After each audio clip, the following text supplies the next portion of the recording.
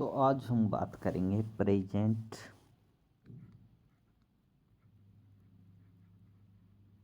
Continuous tense की। CONTINUOUS continuous tense, present continuous tense. ये कैसे होता है, इसकी पहचान लिखते हैं। सबसे पहले पहचान क्या होगी इसकी? जिस वाक्य के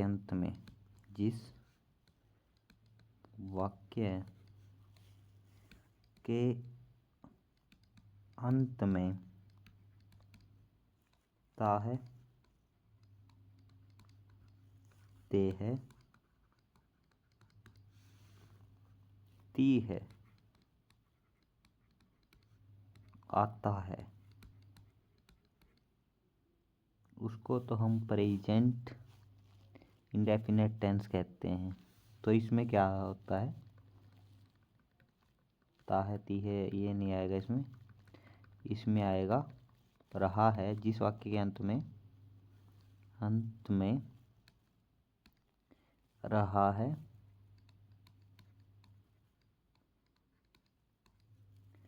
रहे हैं, रही है।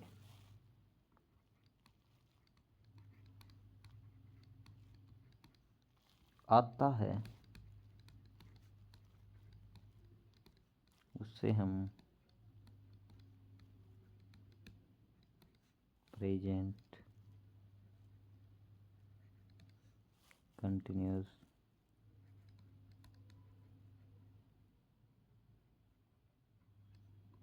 टेंस कहते हैं।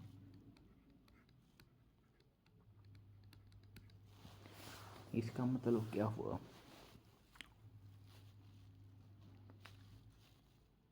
जैसे उदाहरण के लिए मैं एक वाक्य लिख रहा हूँ, वह है फुटबॉल। फुटबॉल ऐसे नहीं लिखते, ये गलत लिख दिया। फुटबॉल क्या यार, वह फुटबॉल खेल रहा है।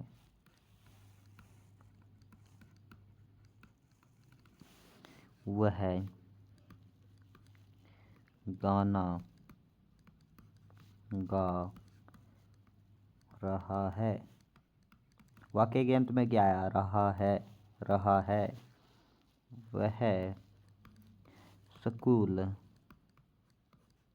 जा रहा है। क्या आया वाक्य के अंत में? रहा है। तो ये उदाहरण है हमारे प्रेजेंट कंटिन्यूस टेंस के।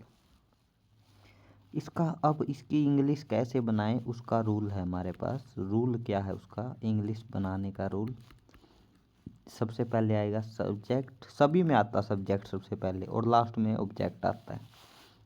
चेंज कहाँ पर आता है? यहाँ पर आएगा चेंज।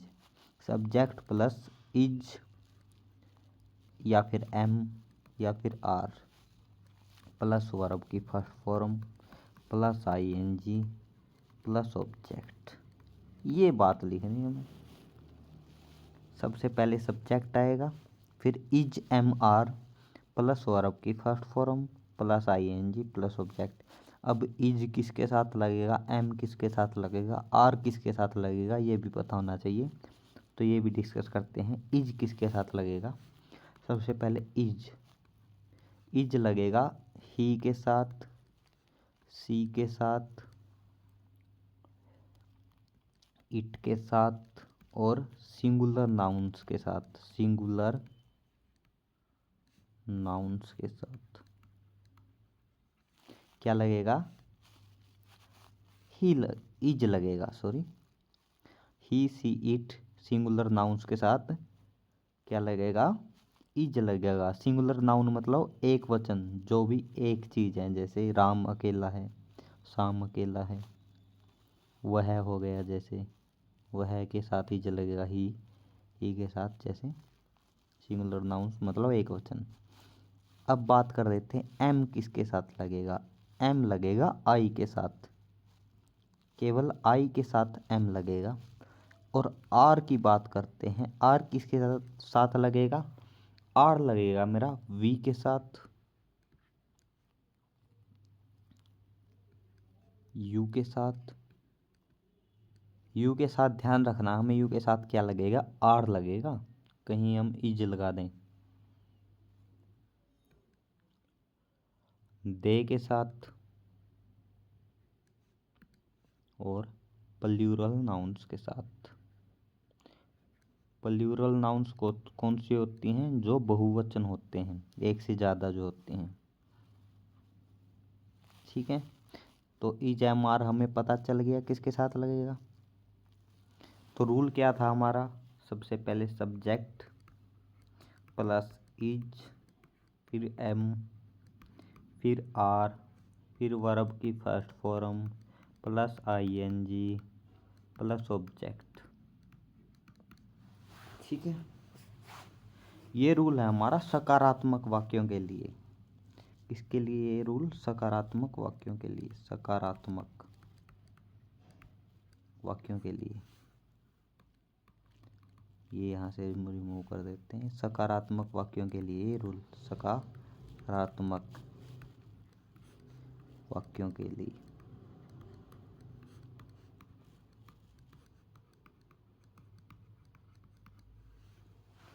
अब बात करते हैं हम, इंग्लिश बनाते हैं हम किसकी, किसी वाक्य की इंग्लिश बनाते हैं हम। जैसे वह स्कूल जा रहा है। अब वह की इंग्लिश क्या होगी, ही। सबसे पहले सब्जेक्ट ही लेंगे, सबसे पहले सब्जेक्ट, कार्य कौन कर रहा, वह। सब्जेक्ट वो होता है जो कार्य करता है।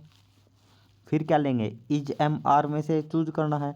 अब ही आ गया, ही के साथ हमने क्या लगाना है, इज लगाना है। ही के साथ क्या लगेगा, यहाँ इज लगा है तो इज लगा दिया। अब वर्ब, अब क्या आएगी वर्ब। वर्ब क्या है, जा रहा है वो, जाना को क्या कहते हैं, गो। फिर उसने कहा है वर्ब के साथ आईएनजी भी लगाना है, इसके साथ आईएनजी भी लगा देंगे, गोइंग बन गया, गो का गोइंग बन गया, क्योंकि वर्ब की फर्स्ट फॉर्म के साथ आईएनजी भी लगाना है। प्लस ऑब्जेक्ट बोला इसने। ऑब्जेक्ट क्या है, स्कूल, कहाँ जा रहा है वो, स्कूल में। ऑब्जेक्ट होता है उद्देश्य, he is going to school. तो ये मेरा वाक्य बन गया। अब जैसे और कोई वाक्य ले लेते हैं, जैसे मैं खाना खा रहा हूँ, इसकी इंग्लिश क्या बनेगी। रूल लिख लेते हैं, रूल क्या हमारा, सबसे पहले सब्जेक्ट प्लस वर्ब की, वर्ब नहीं आएगा यहाँ, हेल्पिंग वर्ब आएगी, plus is am are plus verb की first form plus I N G plus object. अब सब्जेक्ट क्या है, मैं को क्या बोलते हैं इंग्लिश में, आई। फिर आई के साथ क्या लगेगा, आई के साथ लगता एम, आई एम। अब वो क्या कर रहा है, खा रहा है, खाने को क्या कहते हैं, ईटिंग, इट, इट बोलते हैं, ई ए टी।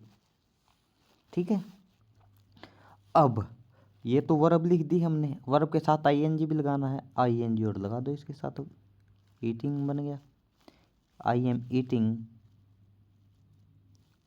अब लास्ट में क्या आएगा, ऑब्जेक्ट, ऑब्जेक्ट क्या है, खाना, फूड।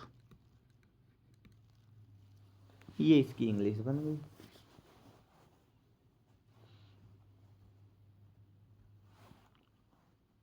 और भी वाक्य हमने एक और वाक्य लिखा था, वह गाना गा रहा है, जैसे ये तुम, ये ले, तुम गाना गा रहे हो, ये ले लो, तुम गाना गा रहे हो।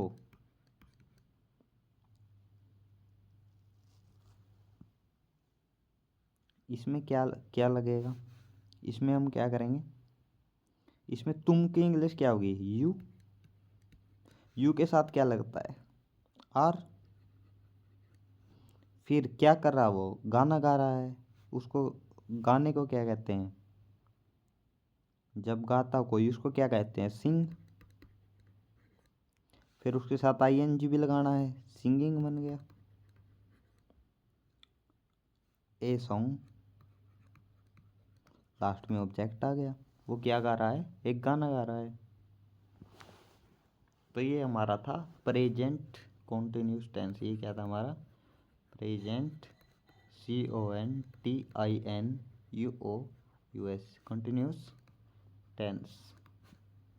ये सकारात्मक वाक्य हो गए इसके।